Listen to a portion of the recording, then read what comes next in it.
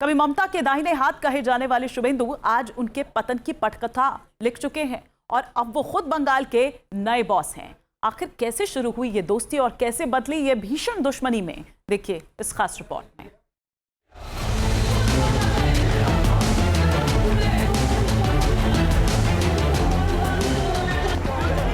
कहानी शुरू होती है साल 2007 में। पश्चिम बंगाल की सत्ता पर लेफ्ट का कब्जा था। सिंगूर के बाद नंदीग्राम में भूमि अधिग्रहण के खिलाफ आंदोलन की आग सुलगी। यहाँ ममता बनर्जी को एक ऐसे चेहरे की तलाश थी जो जमीन पर पकड़ रखता हो। वो चेहरा थे शुवेंदु अधिकारी। अधिकारी परिवार का मेदिनीपुर इलाके में भारी दबदबा था। शुवेंदु ने गांव-गांव जाकर ममता के लिए जमीन तैयार की। मां माटी मानुष का नारा बुलंद हुआ और 2011 में वामपंथ का सूरज अस्त हो गया। इस जीत के पीछे ममता की जिद थी तो शुवेंदु का संगठन कौशल। जैसे जैसे शुवेंदु अधिकारी पर ममता का भरोसा बढ़ता चला गया, पार्टी में उनका कद भी बढ़ता गया। शुवेंदु 2009 में पहली बार तमलुक से लोकसभा सांसद बने। उस समय उनकी उम्र 39 साल थी। वो 2014 में दोबारा भारी मतों से सांसद चुनकर दिल्ली पहुंचे।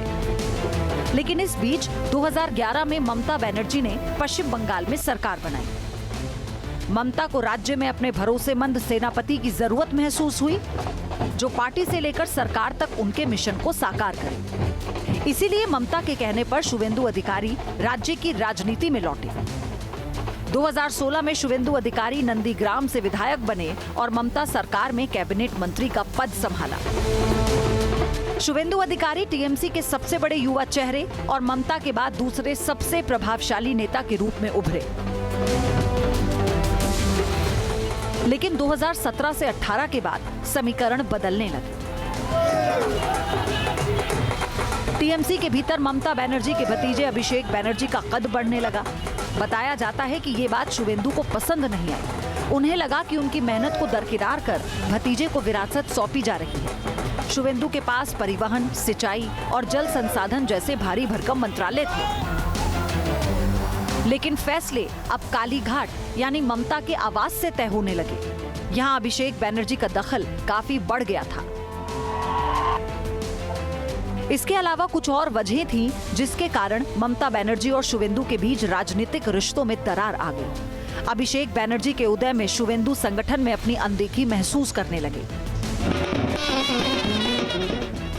इसके बाद ही चुनाव रणनीतिकार प्रशांत किशोर की एंट्री से भी शुवेंदु नाखुश थे।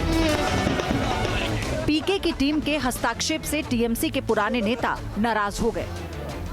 इसके अलावा शुवेंदु को महसूस हुआ कि पार्टी की जिला इकाइयों में उनके विश्वास पात्र लोगों को दरकिनार किया जा रहा है और इस तरह उनके पर कतरे जा रहे हैं।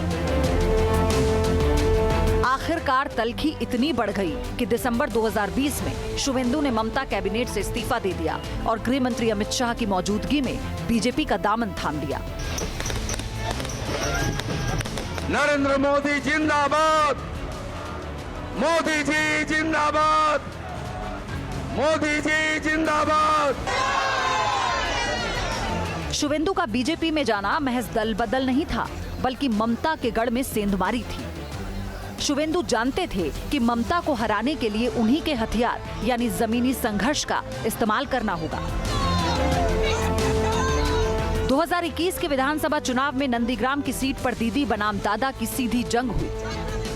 शुवेंदु ने ममता बनर्जी को उनके ही पुराने गढ़ में 1956 वोटों से हराकर साबित कर दिया कि बंगाल की जमीन पर अब खेला बदल चुका है। आज के पश्चिम बांग्लाय परिवर्तन आसल परिवर्तन হয়েছে। 2021 की उस हार ने ममता बनर्जी के अजयी होने के भ्रम को तोड़ दिया था। अगले 5 सालों में शुवेंदु ने भ्रष्टाचार, संदेश खाली और कानून व्यवस्था के मुद्दे पर ममता सरकार को चैन की सांस नहीं लेने दी। 2026 के विधानसभा चुनाव में तो कमाल ही हो गया।